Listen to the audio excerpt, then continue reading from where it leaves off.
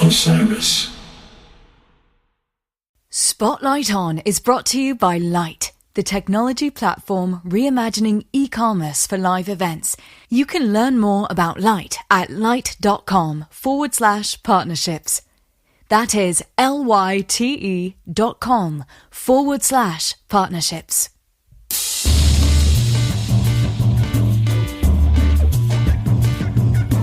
Hello and welcome to Spotlight On, presented by Osiris Media. I'm your host, Lawrence Purrier. Today, the spotlight shines on musician, writer, researcher, and electronic music pioneer Don Slepian. Born into a scientific family, Don has spent nearly all of his fascinating and unique life at the intersection of technology and music. He was a tester on the early internet as a member of the Defense Advanced Research Projects Agency, or DARPA, and he was a synthesizer soloist with the Honolulu Symphony.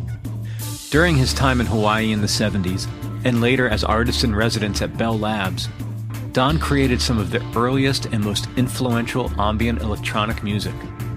His albums included electronic music from Rainbow Isle, the absolute landmark trilogy of Sea of Bliss, New Dawn, and Open Spaces, and many others. Don created his improvised excursions on instruments that few would dare wrangle with today. He made highly futuristic electronic music infused with incredible soul and humanity. He continues to create to this day, and you can get his new music as well as plentiful reissues and compilations on Don's Bandcamp page and other digital music services. Longtime listeners of this podcast know I do not get starstruck. I've worked with and interviewed personal heroes and music legends. I usually do okay. But the admiration I have for this week's guest and for his work, it all left me a bit off kilter, and I suspect that comes across in my part of the conversation. Not that Don contributed to my nerves in any way. A gentler guest I could not have asked for. But Don's background, his work, and his resilience really struck me. I hope I did okay and did him justice. Enjoy.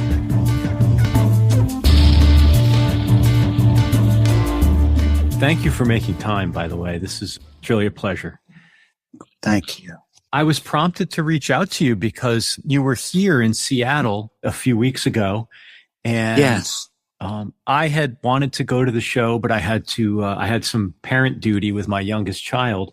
But my oldest son, who is 17, said, well, I'll go. And he had an absolutely amazing time. And apparently he said hello to you after the show, and he was very excited. Yes. Well, a lot of people came up to me after the show. There was well over 200 people there. It was a beautiful, beautiful place. It looked beautiful on the recordings. It's really incredible to see the way the music is being presented now. And I wonder, just as a way to get started, what's it like from your perspective to be out performing this music so many years later and seeing it connect the way it is?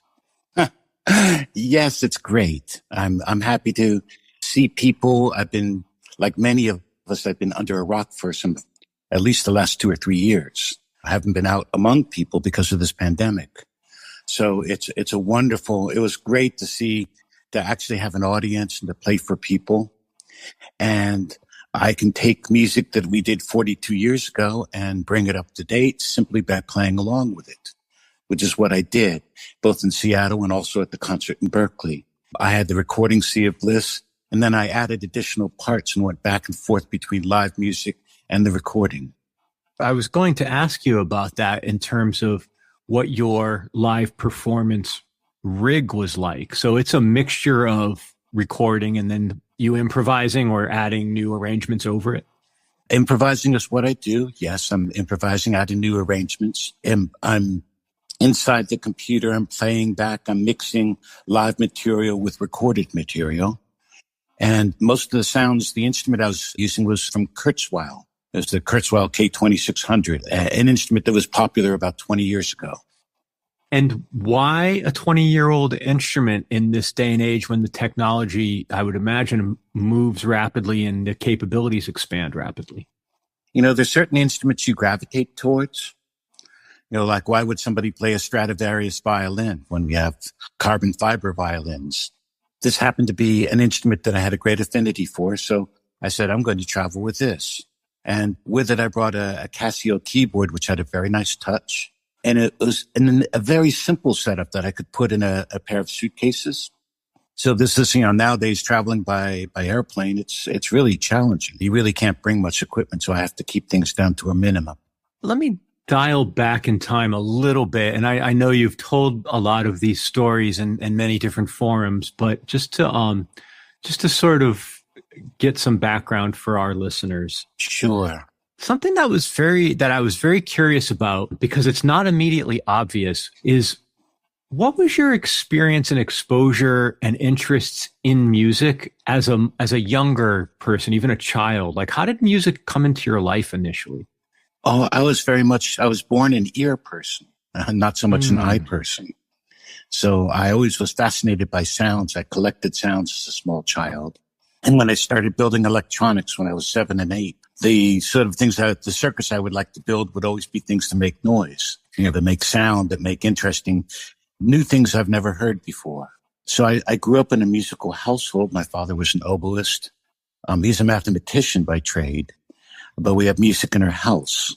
And that really made a big difference, having music in the home and the influence of one's parents. Do you subscribe at all to the belief, or do you think or talk much about the idea of music being a mathematical language? Well, it is. Yeah. I think it was a Nietzsche quote, music is the pleasure the soul gets in counting.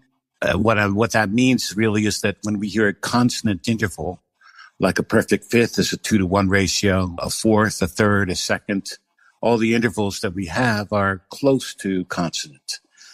Actually, it's funny, our tuning system's a little bit out of tune, and your ear has to adjust to it. We're just used to it. It's called the well-tempered scale. Yes, I was drawn to music. I was born with perfect pitch. I was more a science person than a music person as I grew up. Music grew to have a greater and greater role for me as I went through my teenage years and was exposed to, new experiences. In the era you grew up in, were you following popular music, or were you always from a sort of compositional classical background? Like, what was your experience in those years with music? Well, when I was 9, I always loved going to the dump and bringing back old televisions and radios and taking them apart.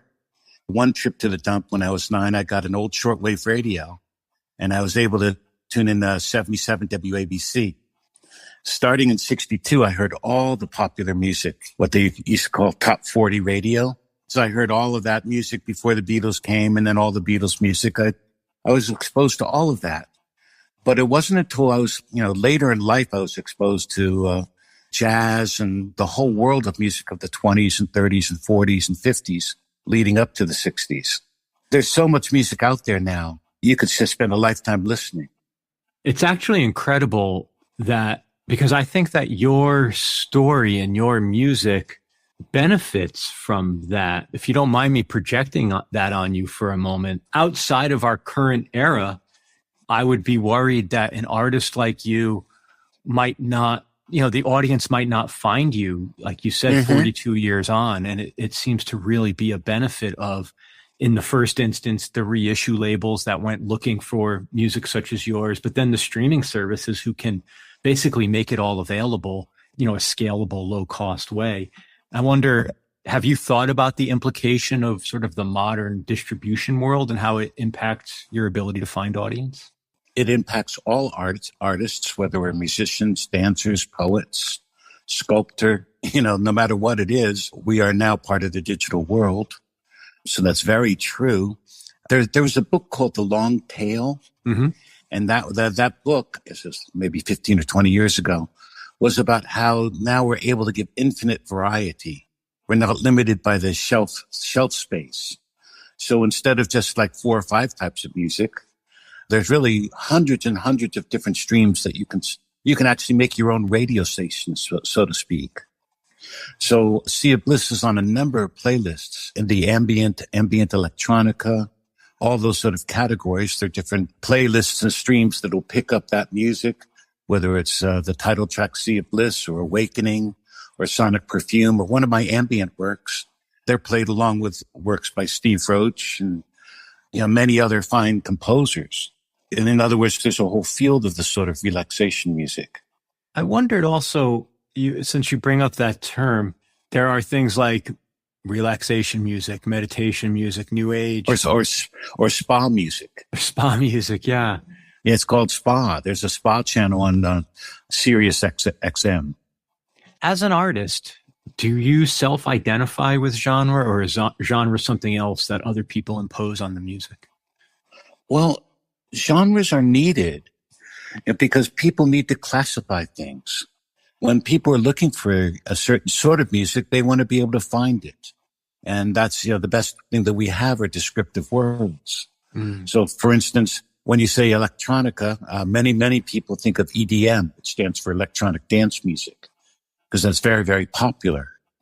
But there are many subgenres, such as ambient electronica, which might be this piece like Sea of Bliss, the ones we're talking about. So it's useful for the listener because they're looking for a sort of music. As a composer, I compose in a wide variety of styles. Most of the music I play is a lot more, let's put it, active. In other words, I'm not playing ambient electronica today. That was 42 years ago when I made this piece. But that's okay, because as long as you can describe the music for people and gather it together, the people that like that sort of music will find it. That's actually we've benefited from search engines and from people that review. I mean, certainly the internet needs many more reviewers. We'd like to see reviews the way they used to be, where there were people that would go through every genre and recommend things. Nowadays, that's the playlists you find on Spotify. The popular ones are a form of recommendation. I do want to talk about what you're creating now, but if you don't mind, I would love if you could talk a little bit about that time, sort of bridging from the late 60s into the 70s, where technology, electronics, and music really came together for you in your creative life. I guess the most broad question is, how did that come to be? How did parallel strands become one thing? I don't think any of us have the wisdom to know exactly how things come to be in this world. It seems like when something's ready, it appears in many places at once. The tools mature, and it's able now to be made by billions of people. For electronic music, for instance, you don't need to spend a lot of money. There's wonderful instruments for free on the net. As long as you have a computer, if you're up at that level, there's just a world of music to be explored. It's no longer people in university labs or that sort of thing. The 60s were a time of development. I guess the first record that I fell in love with, it was called Music for Mathematics. We had it in 1962 in my house, and I just wore the thing flat. This was the first record out of Bell Laboratories, and that's where my father worked. So he brought home a record that he actually had some part in. And this truly was Music for Mathematics. It was computer score programs done by Max Matthews, a pioneer for computer music. So that was my first major exposure. And then later in 68, of course, was Wendy Carlos's, at that time, Walter Carlos, Switched on Bach, which also played a lot in our house. And I knew by the time I heard that record that would be my life's work. I was certain of it because I was so drawn to electronic sound and so interested in it. I was fortunate to be in the right place at the right time. When Sea of Bliss was made, I had spent 3 years as artist in residence over at Bell Laboratories in Murray Hill. And at that place, I was working with the Bell Labs digital synthesizer, which is what I used to create this album, Sea of Bliss. All during the 80s and 90s, I mean, up to the present day, I've always been wrapped up with programming, building electronics, and music. They all blend into one for me because I build and develop instruments for making music with computers. Why was Max Matthews interested in applying the computer technology to the creation of digital art and music? What was behind that? It's a well-known story, actually. I think one night, and I think it was 1955 or 56, he went to a concert of new music. It was very atonal, very abstract. He didn't like it because he was an amateur violinist. He was looking for more tonal, more normal music than the music that was being made then. And he said to himself, well, my computer could make better music than that. And at that time, which is the mid-50s, they had the first IBM good-sized computers in this department. And it was simple to fit it with a digital to analog converter, a DAC, and write a program to make the first at least sounds, just tones. Now, to go from tones to actual music took quite a lot of programming and development. And that's what Max did in his first program. It's called Music 1. The one I worked with is called Music 5. And now you have things like Super Collider and C-Sound, which are the two direct descendants from the work that Max Matthew did in computer science. I followed all of that, but my main interest really has been playing live. I'd like to perform live. So that's what I'm doing now is I'm working with live performance instruments and live techniques. What does that mean in practice? Are you working with sound generators and what is your performance? What is it that you're doing when you're not recreating one of the other works, but what's... Yes. Yeah. For one, I'm at home at several instruments. I'm a classical guitarist. I'm a keyboardist. I play harp. I play all the recorders. So I have a variety of sound sources I can work with. With things like voice and recorders, there's a world of digital effects that you can use in performance that are wonderful. You've probably seen people use these tools now. They're just coming into vogue. With the other instruments, I'm using both guitars and keyboards to play a network of small computers. And that's where it gets interesting because I try to make them fit the ways I like to make music. Say, for instance, with my feet. I like to conduct things with my feet, so I use my feet. I'm working on a tongue interface that will let me switch my sounds by using pressure on the inside of my teeth. These are the hardware problems intrigue me, and that's what I'm working with. So for me, it's really looking out at an audience and feeling what I feel in the room and then improvising music that feels appropriate. The pianist, Keith Jarrett, would do that with a piano. I'm doing that very sort of thing. What Keith Jarrett did with the piano, I'm working with my electronic instrument, with my electronic keyboard to do the very sort of free improvisation in both classical and jazz styles.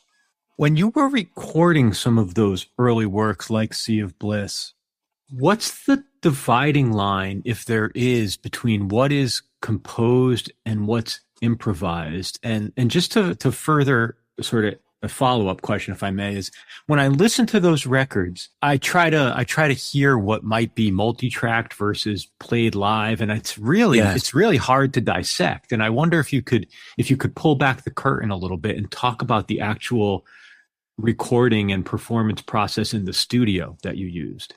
Certainly. The machine I worked with was known as the Alice machine, the Bell Labs digital synthesizer.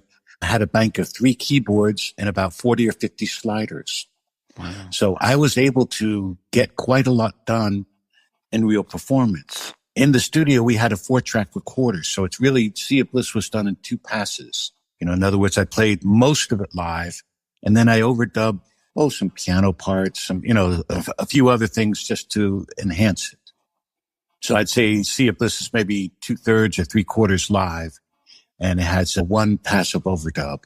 As far as what you're saying between composed and improvised, well, that's hard to say. Everyone's different and many different arts. In other words, music is not the only art where people improvise. They improvise in painting and poetry.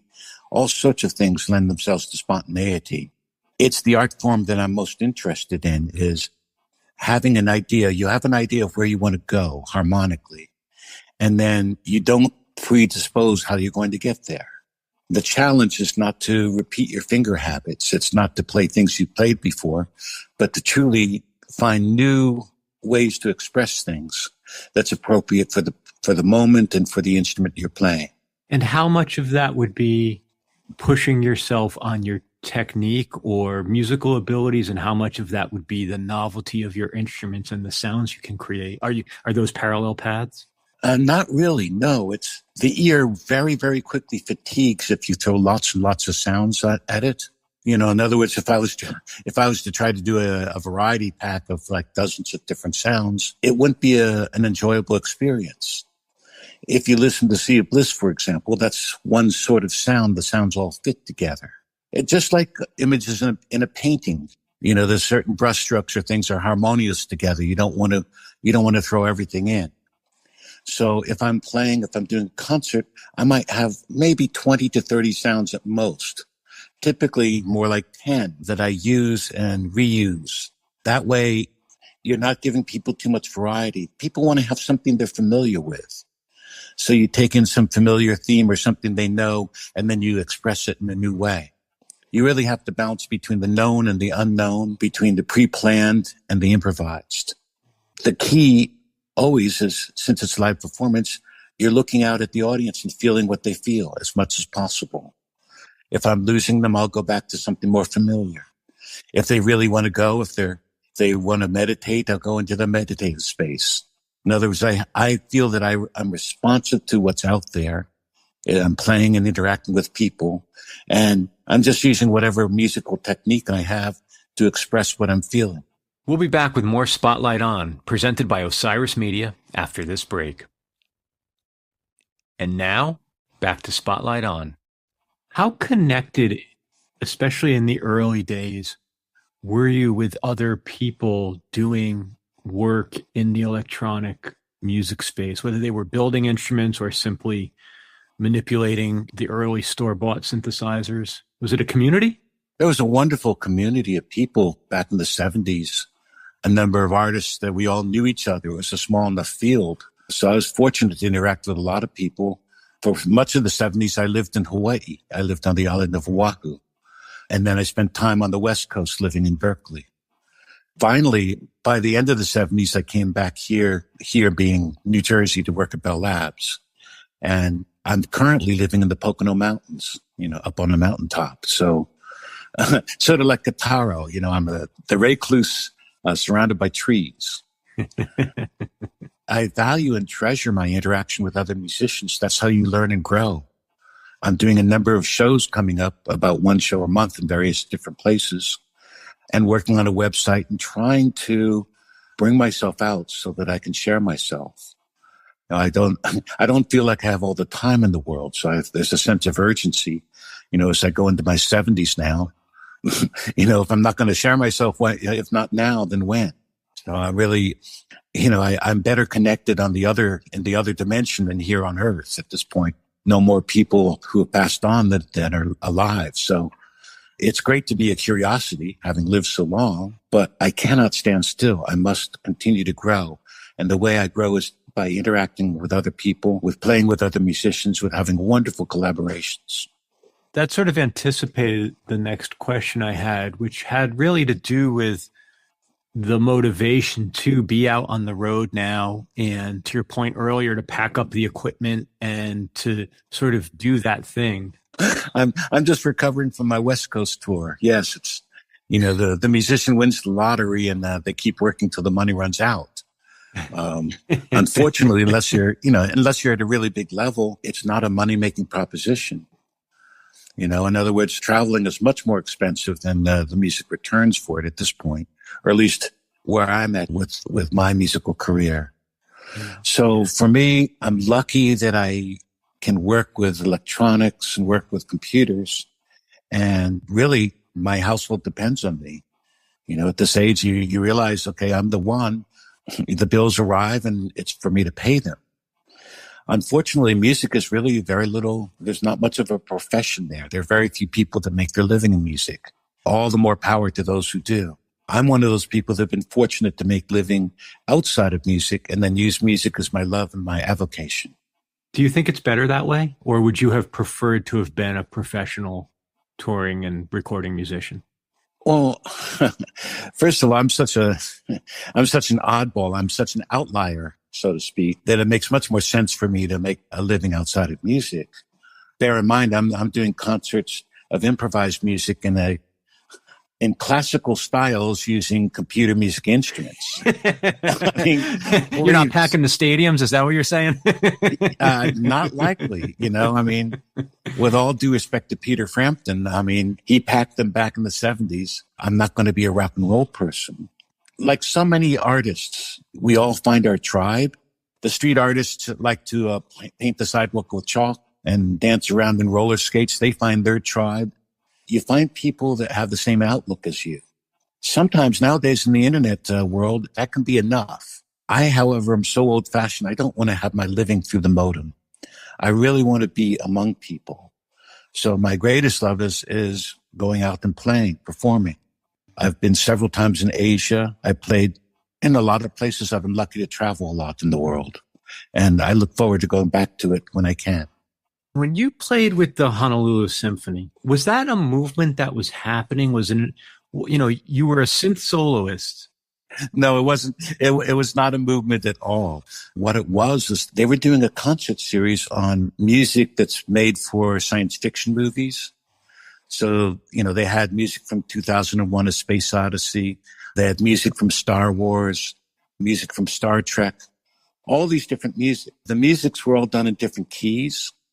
So the way it worked is I was the transition. Say, if the symphony played a piece in the key of C and the next piece was going to be in the key of B, the maestro would cue me in. I would play for like a minute or so, and I'd make the transition from the key of C to the key of B so it was harmonious when the orchestra would be cued back in and take over. So my solos were all of like maybe 60 or 90 seconds, and they were transitional. They just served to make the pieces fit together in a better way. I had this image of it being more of an integrated part of the orchestra. No. You have to understand it's viewed with a certain degree of horror. I've been, for many, many years, I've worked for the Musicians Union. And there was one time, I was back in the 80s, I think the late 80s, we were going to be entertained by a really first-rate group that had to cancel at the last moment. The head of our local union said, well, Don, would you come play for us? So I brought my collection of synthesizers and my keyboard, and I start playing, and people come in and say, oh, my God. They held out garlic and were sort of horrified that here's somebody who's playing who sounds like an orchestra, but he's not.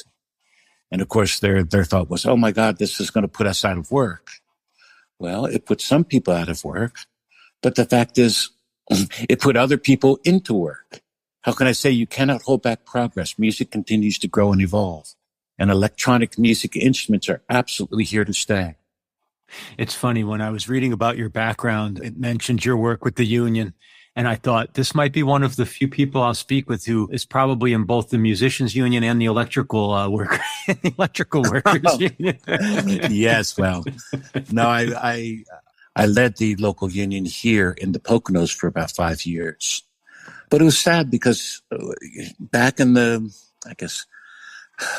say in the late 70s, we had like 320 members and we had a health insurance plan. We had health care. And when I left, there were about 22 musicians left out of all those 300. The profession of live music just about disappeared. Of course, the pendulum has swung so far that I believe live music will be a curiosity and it'll come back. In what form, I cannot say. I would call myself, I'm sort of an atavistic composer. By that, I mean, I'm playing in old-fashioned styles. I like Renaissance music. I like music from the 14th and 15th centuries.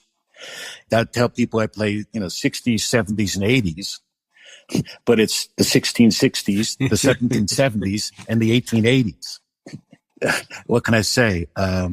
It's a little odd to be a classical composer in a world that's so dominated by rap and rock. Or, depending if you watch the Blues Brothers, there's two types of music. There's both country and Western. That's right. I was thinking more about what Miles Davis said, which is, there's good music and then there's everything else. Yes. But in that case, what do you do with somebody like Sun Ra?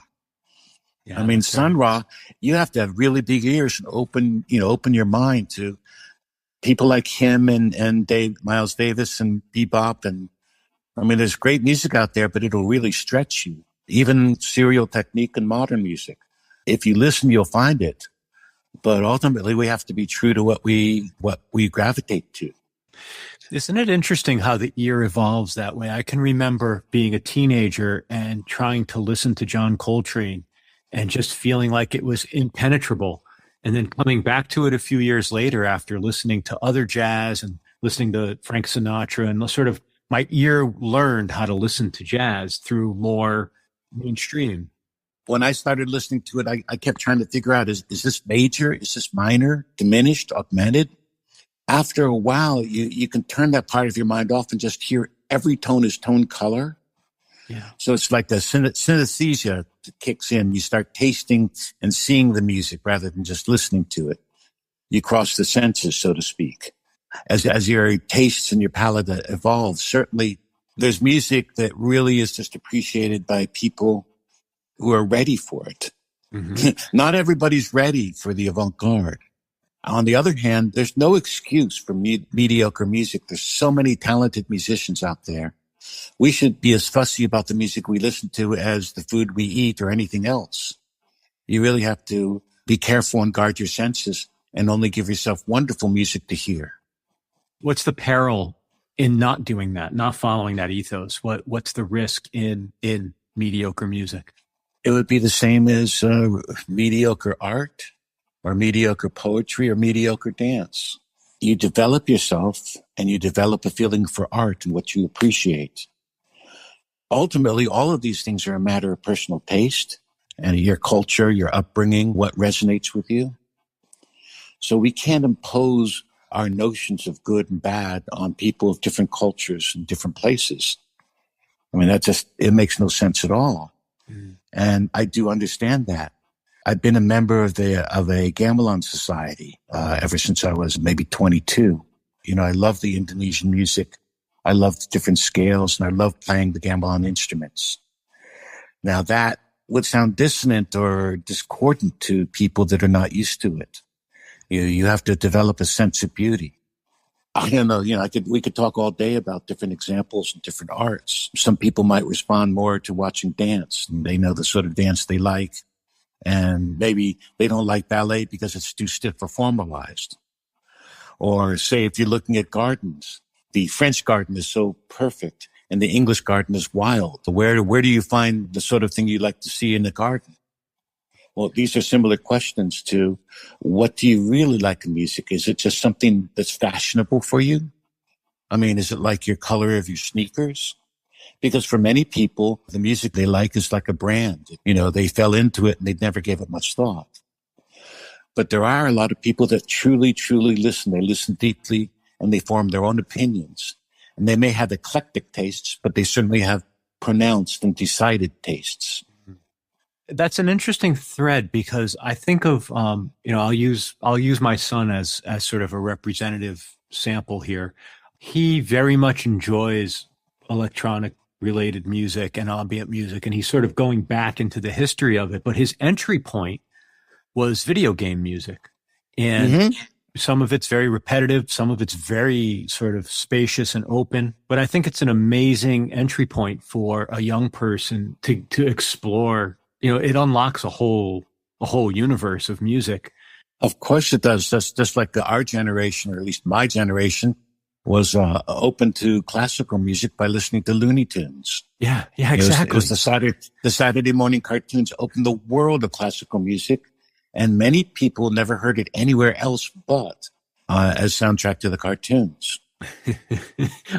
It's so funny you say that. I'm sure you've had the experience. I could think of so many times in my young life where I thought, oh, that's the song from... That's the Bugs Bunny song. Yes, we don't quote Mozart by Kershel members or anything like that. What it is where we associate something we've heard with where we heard it or the context. Yeah. And that's what we so much need in modern life. We need context. That's why with the music I'm putting out now, I find it very important to give liner notes, to give what we call metadata. I like to have pictures, tell a story, give people context so they can understand, what is this? Why does this piece of music exist? What's it trying to do? Or what could it do for me? Ultimately, say, well, why should I listen to this? And you've got maybe 5 or 10 seconds to convey to them, okay, well, this is music for walking. And this is music for paying your taxes, and so on, whatever. In other words, you can think of functional music, but for some people, it doesn't need to have a function. It can just be beauty, which you appreciate. Is your current music, is it still improvised? Yes. How often are you recording music versus how frequently are you putting it out into the world? I am working to organize. I started recording in 1970. So this is now, I have 52 years of recorded works. My project over let's call it the next 6 months or so, is to start organizing some of my older works into albums and making them available through a website called Bandcamp. Bandcamp allows me to sell collections. I'm also gathering together flash drives.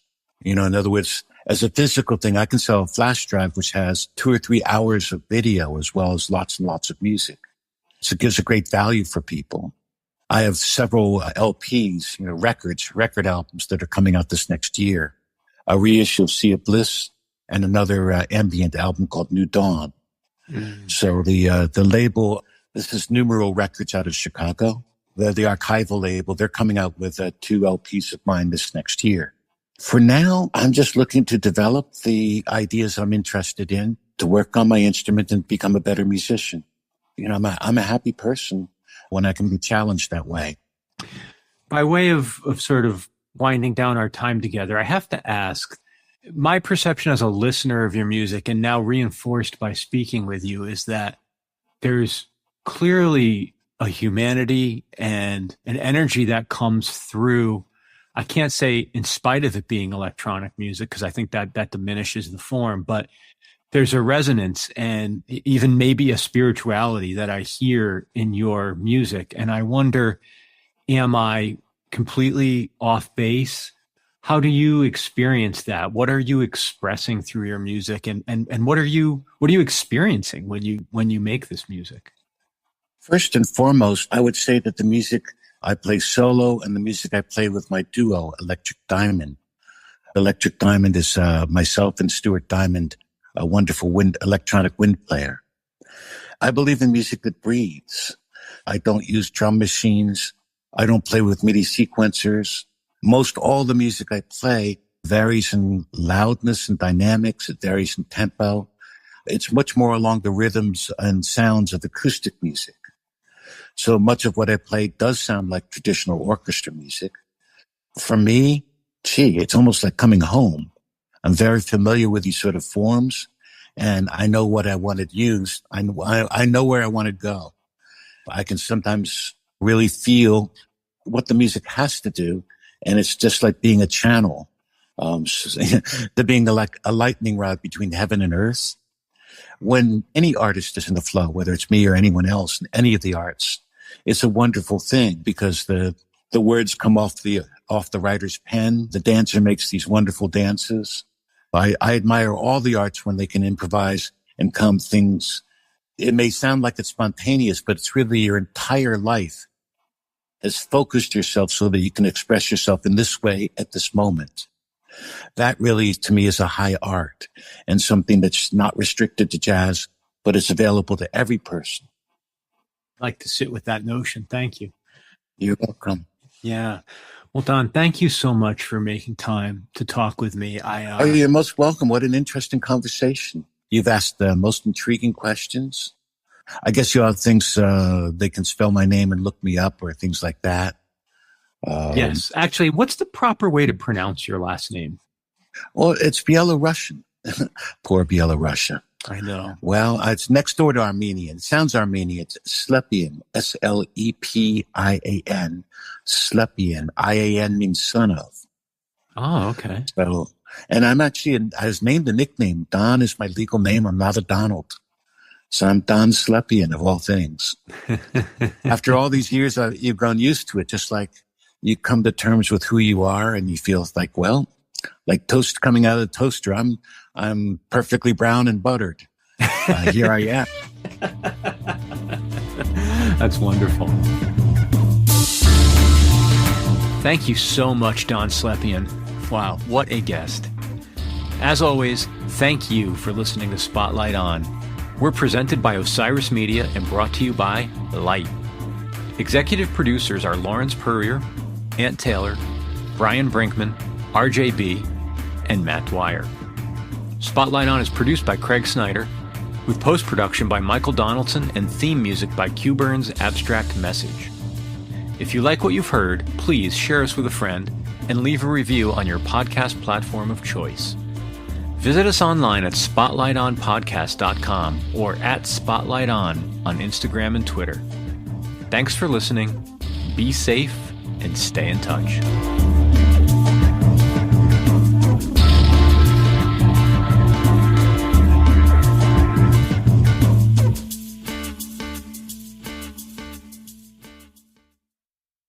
Osiris.